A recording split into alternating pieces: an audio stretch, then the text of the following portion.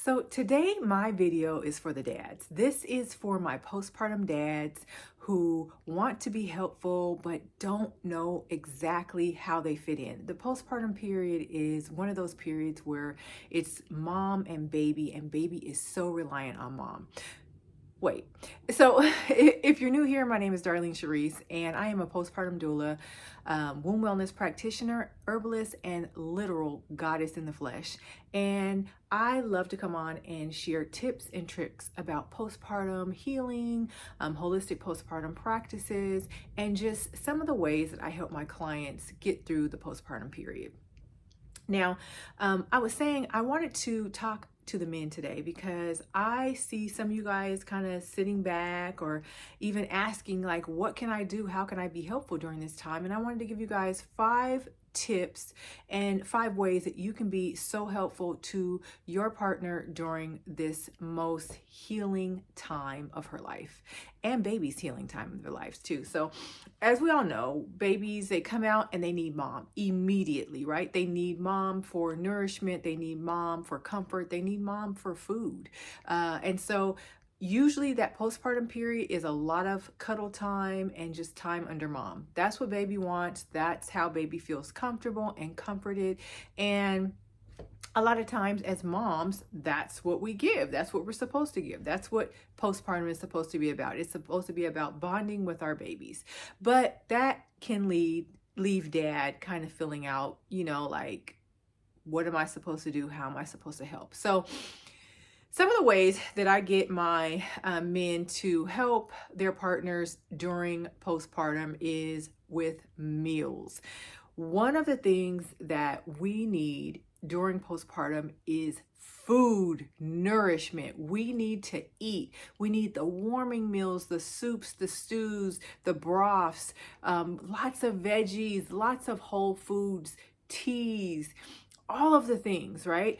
And because of our schedule, feeding baby on demand, not sleeping more than 2 hours at a time, it's kind of hard for us to get up and prepare the meals that we are often used to eating. And so for dad, I always say this is a time for you to step up in the kitchen, whether you can cook or not. This is the time that you're going to say, hey, I'm going to take this responsibility off of your plate and I'm going to be responsible for the meals in the house. Now, sometimes when you have older children, obviously they need to still eat. And so taking that responsibility off of mom helps her so much because it's one less thing that she has to think about. Now, like I said, dad, he may not know how to cook, but there are meal delivery services. Pinterest is wonderful and amazing. And you can always use this time if there are older siblings to bond with them in the kitchen, cooking and preparing meals for mom. Now, second thing I tell my men how they can help mom during this time is making sure her little supply cart is stocked. So for a lot of women, they create this cute little supply cart.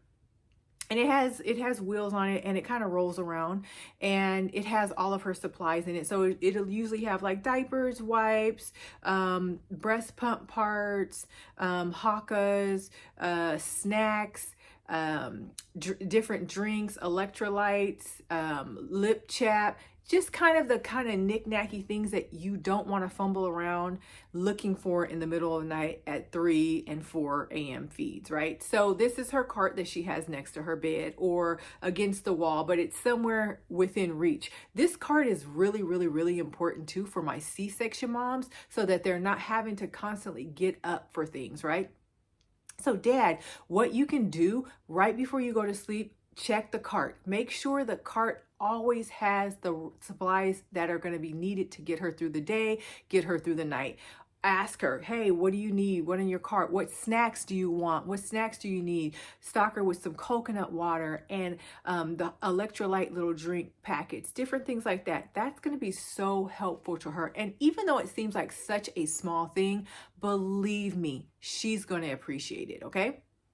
Next thing we're going to do to help mom during this time and to be there and be present during postpartum is intimate gestures. So when I say intimate gestures, obviously this is a time we take 6 weeks off, so we're not having intercourse or doing any of those things, but intimacy is still very, very, very important during the postpartum period.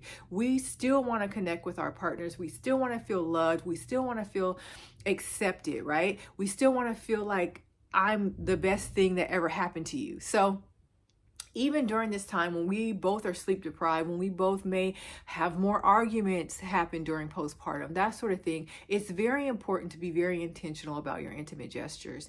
Now, these gestures are not going to lead to immediate sex, but in 6 weeks, these gestures can really stack up and make that session that you guys have post the 6-week doctor's appointment a wonderful and magical time of reconnecting. So intimate gestures, when I say intimate gestures, I'm talking about a foot rub, and rubbing mom's feet, right? Running a bath for her, sitting down and saying, hey babe, baby, the kids are all asleep, let's watch a movie on Netflix. Let's pop some popcorn and watch a movie on Netflix.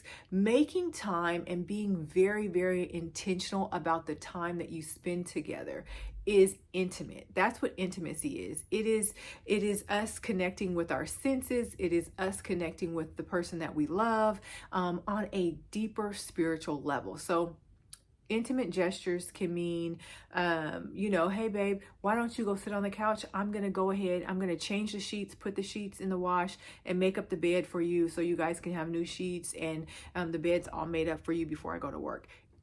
Small little things like that. Those things add up and they make her feel so loved, so welcome. And believe me, you're just adding money into that intimacy bank. And in 6 weeks, she gonna hook you up. Don't worry. She's going to take care of you. Okay. So we want to do those intimate gestures, even during the time we're not able to have intercourse. Number 4, extend some patience to her, please. I was on something and I saw Joe Budden, and yes, Joe Budden is a trash ass, and I digress, but he was talking about postpartum. He said something like, oh, you stayed during postpartum. And I just thought that was trashy. Anyways, like I said, he's trash, but I think a lot of men don't realize just how much a woman goes through during postpartum, right? It's our body. Our body is changing. Our stomachs are blubbery and all of our skin is loose. We have hormones raging while our hormones are trying to balance. We have night sweats. Some of us are not even able to take a shower every single day. And there's this odor that you have during postpartum. You're sleep deprived.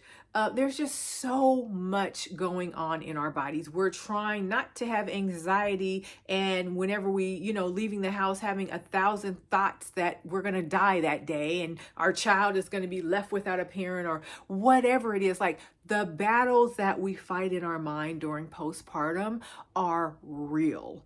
And if we could get some patience extended to us, if the men knew exactly what it felt like to be inside of a woman's body postpartum, you guys would have so much more patience. But just think of the rage that is going on inside of her body, inside of her brain, and inside of her head during that time. So extend a little bit of patience, fellas. Walk away. Don't engage in arguments. Maybe she's nagging or picking at you because she's really, really, really tired and drained. Just extend a little bit of patience during the postpartum period. And then last, but certainly not least, we are going to protect her. Okay. And when I say protect her, this is about boundaries. This is about, I remember when my daughter had my granddaughter, and she wanted just a month at home, no visitors, nobody coming to see the baby. She just wanted that time, right? And I think that happens with a lot of women. They're like, I don't want any visitors. I just want to bond with my baby for a week, for 2 weeks, for 3 weeks. As her husband, as her partner, I need you to protect her and back her up on that. I don't care if it's your mom. I don't care who it is. If she doesn't want anyone to come see her, then no one should come see her and that baby. And, you know, obviously they're coming to see the baby, but still, if that's her boundary and she's like, I don't want this, I want you to protect her in that. I want you to really take the initiative in protecting her on the things that she wants and the way that she wants her postpartum to look, okay? And so if that means telling your family, hey, y'all, we're going to see you guys next month because I'm allowing her to rest, that's what she wants, and then enforcing that boundary. So I understand these could be first time, you know, grandparents and everybody's excited and all of those things, but we always want to respect mom. We always want to respect her boundaries. And one of the ways that you can really help her during postpartum is to make sure that you're protecting her and protecting her feelings. So that was a quick video, but it was just on my heart. Like I said, I see these videos, men, and they're just kind of bashing postpartum and they really don't understand what's going on. And it is so helpful when I get the wonderful and amazing partners that want to help and want to be involved. And by protecting her and her boundaries, again, fellas, more brownie points. You're just getting more brownie points. But this is really, really important to her during this time. It's very important that you guys communicate and you are on the same page with visitors and rules and regulations when it comes to visiting your new baby. So I hope that these tips were helpful. Like I said, I see the fellas, and sometimes y'all are struggling. You don't really know what to do, and there's no right or wrong answer. Like I said, during this time is a time where baby just wants mom. That's just what it is. Mom has the food. And that's what baby wants during this time. And so it's just a wonderful time of bonding for the whole family.